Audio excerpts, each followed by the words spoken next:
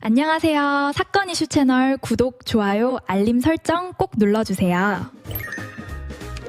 액자를 내리다가 손이 멈췄답니다. 뒷면에 뭔가 끼워져 있더군요. 봉투 하나. 얇고 낡은 봉투였죠. 그게 10년치 비밀의 끝이었는데 그날 저는 아직 몰랐거든요. 통영중앙시장 안쪽 골목, 건어물 가게를 혼자 운영한 지 12회째랍니다. 새벽 5시면 일어나서 가게 문을 열기 전에 쪽파를 다듬고 멸치자루를 정리하고 손이 거칠어진 게 언제적인지도 모르겠더군요. 재혼하고 나서도 그 생활은 달라지지 않았죠. 남편은 57이고 전 결혼해서 딸을 하나 두었답니다.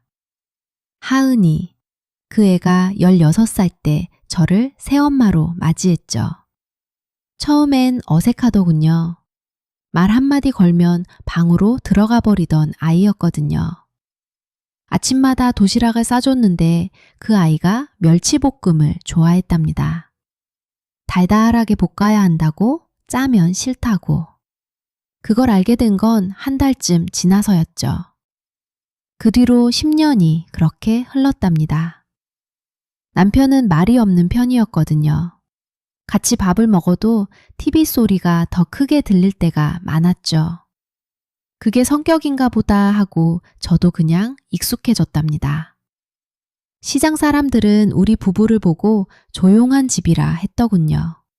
싸우는 소리가 없다고. 맞는 말이었죠.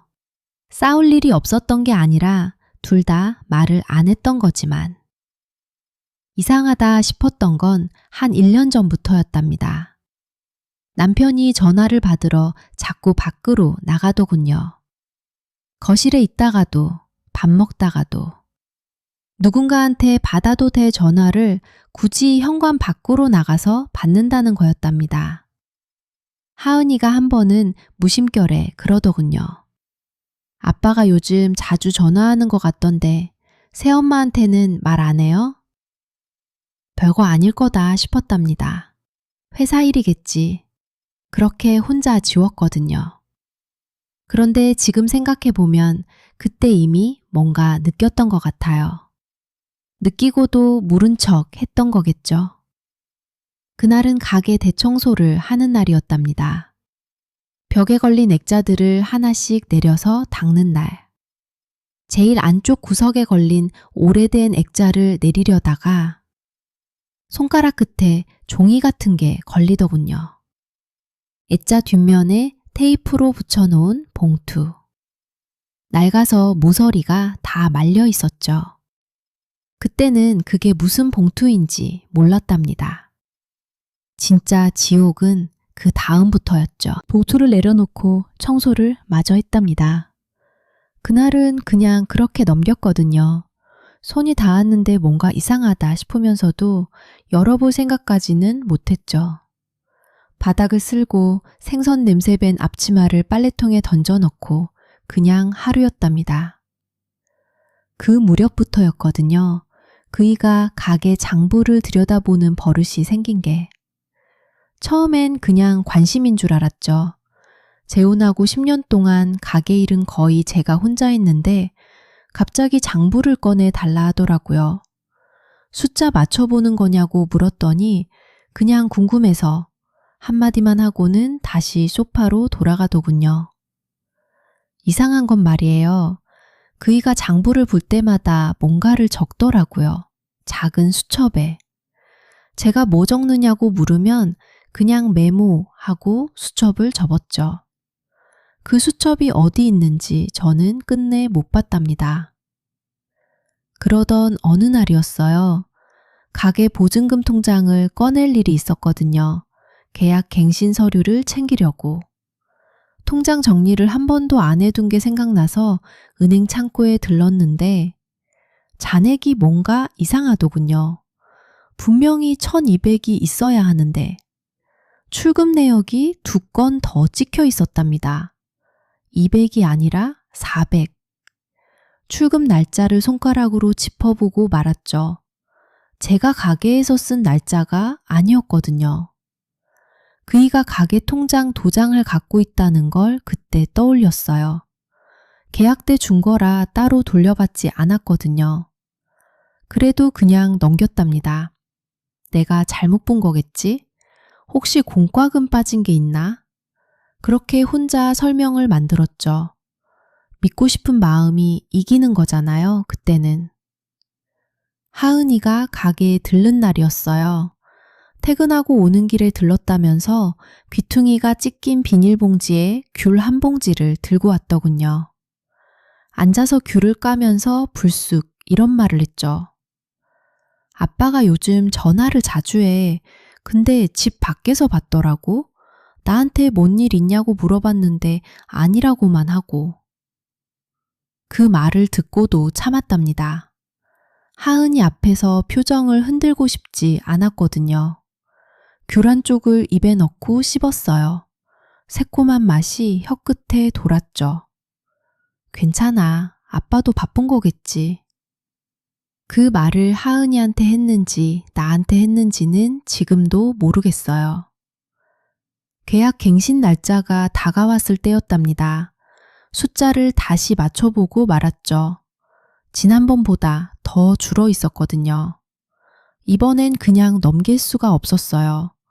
가게 문을 잠그고 통장을 꺼내서 출금 날짜를 전부 적어 내려갔답니다. 손이 차가웠죠. 바깥 날씨 때문만은 아니었어요. 그이가 퇴근해서 들어왔을 때 저는 아무 말도 안 했답니다. 밥을 차리고 국을 떴죠. 그이는 숟가락을 들면서 TV 채널을 돌렸어요. 낮게 웅크린 등이 뭔가를 숨기는 것처럼 보였답니다. 그때는 그냥 피곤한 거라고 생각했죠. 믿고 싶었으니까요. 아직은. 이대로는 안 된다는 생각이 처음 든 건 그날 밤이었거든요. 잠이 안 왔답니다. 천장만 바라보다가 통장 숫자가 눈앞에서 어른거렸죠. 400. 그 숫자가 사라지질 않았어요. 가게 대청소를 하기로 마음먹은 건 바람이 조금 풀린 날이었거든요. 2월 중순쯤. 통영 바다에서 올라오는 냄새가 덜 짜게 느껴지기 시작할 무렵이었죠. 벽에 걸린 액자들을 하나씩 내리기 시작했답니다. 가게 문을 열고 20몇 해를 버텨온 자리라 벽지색이 액자 테두리 따라 발해 있더군요. 낡은 나무틀 하나를 떼어내다가 손에 뭔가 걸리는 게 있었어요. 액자 뒷면에 테이프로 붙여둔 봉투 하나. 처음엔 가게 영수증이나 오래된 메모인 줄 알았거든요. 두툼하지 않았으니까요. 그런데 봉투 안에서 사진이 나왔답니다. 반으로 접힌 사진. 여자 1명. 젊은 날의 사진이었죠. 웃고 있었어요. 제가 모르는 얼굴. 그 뒤로도 사진이 더 나왔답니다. 서너 장. 그리고 편지 묶음. 고무줄로 묶인 편지가 10통은 늦죠. 날짜가 적혀 있었어요. 오래된 것도 있고 최근 것도 있었거든요. 가장 위에 있던 편지를 펼쳤답니다. 딱 한 줄이었어요. 보내준 돈 잘 받았어. 고마워 종철아. 손이 멈췄답니다. 읽은 건지 안 읽은 건지도 모르겠더군요. 그냥 바닥에 서 있었죠. 가게 안이 조용했거든요. 멀리서 갈매기 소리만 들리더군요. 보내준 돈. 그 말이 머릿속에서 맴돌았답니다. 그이가 보낸 돈. 어디서 난 돈일까요? 다리가 먼저 움직였거든요. 가게 안쪽 서랍을 열었답니다. 보증금 통장. 그걸 꺼내 펼쳤죠. 2월 초에 600만 원이 빠져나가 있었답니다. 이체 내역엔 메모 하나. 운영비. 운영비. 이 가게 운영비가 언제 외부로 나간 적이 있었던가요? 나는 그 통장을 한 번도 그이한테 맡긴 적이 없었는데 도장은 내 것인데 내가 찍은 기억이 없었거든요. 한참을 그 자리에 있었답니다. 봉투를 다시 접었어요. 사진도 다시 넣었죠. 그리고 액자를 원래 자리에 도로 걸었답니다. 아무것도 건드리지 않은 것처럼. 참 이상하죠? 왜 그랬을까요? 그 순간엔 그냥 그러고 싶었거든요. 아직 확인 안 한 척. 조금만 더. 가게 문을 닫고 바깥에 나왔답니다. 바람이 불었죠. 통영 바다 쪽에서 올라오는 바람. 차갑지 않은 바람이었는데 왜인지 온몸이 서늘했거든요. 10년이었답니다. 이 가게를 지키면서 살아온 10년. 그 10년 동안 내가 지킨 게 뭔지를 그날 처음 물었거든요. 액자 뒤에 숨겨진 게 그 사람이었다는 걸. 이제는 알았으니까. 집으로 가는 길에 옥순 씨 가게 앞을 지났답니다. 불이 켜져 있더군요. 들어가진 않았어요. 그냥 걸었죠. 발걸음이 아까보다 조금 무거웠거든요. 그래도 멈추지 않았답니다. 다음 날 아침 일찍 옥순 씨한테 전화를 걸었답니다. 법무사 사무실 연락처를 달라고. 옥순 씨는 묻지 않았거든요. 그냥 번호를 문자로 보내줬죠. 문자 끝에 한마디가 붙어 있더군요. 잘했다 미선아. 법무사 사무실은 시청 골목 안쪽에 있었답니다. 낡은 간판, 유리문에 김이 서려 있었죠. 들어서니 서류 냄새가 났거든요. 오래된 종이 냄새. 그게 이상하게 든든했답니다. 내용 증명 한 장을 쓰는데 1시간이 걸렸죠. 가게 보증금 600만 원, 무단이체 날짜 3건, 반환 요구.